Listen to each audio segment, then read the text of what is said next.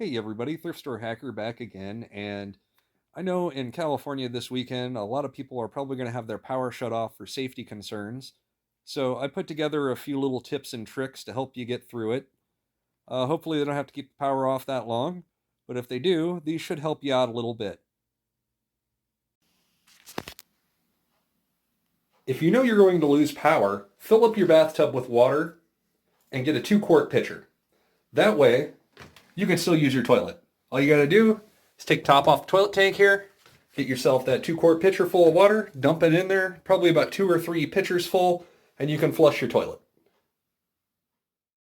Next tip is to freeze some water in a container.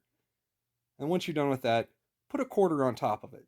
And you're going to put this back in the freezer, and it's going to make sure that your frozen food stays frozen. If not, it's going to warn you that your frozen food wasn't frozen the whole time. When the power comes back on, check and see if that quarter is at the bottom of the container. When the power goes out and you have an electric stove, well, you're not cooking. You can't be part of the left front gang. So we have to do something a little different. I recommend one of these little charcoal grills. They're about $20 at the store. And when the power's out, you could still have a hot meal.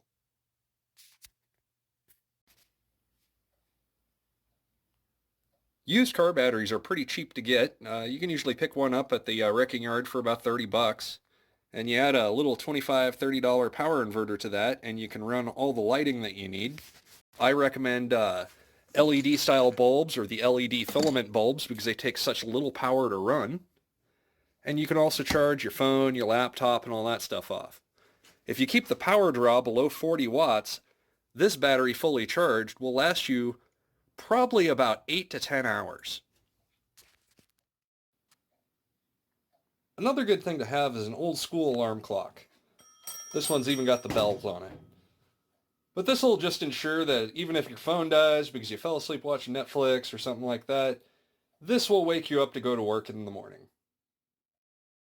Thanks for watching, everybody. I hope some of those tips and tricks will get you through the power cutoffs.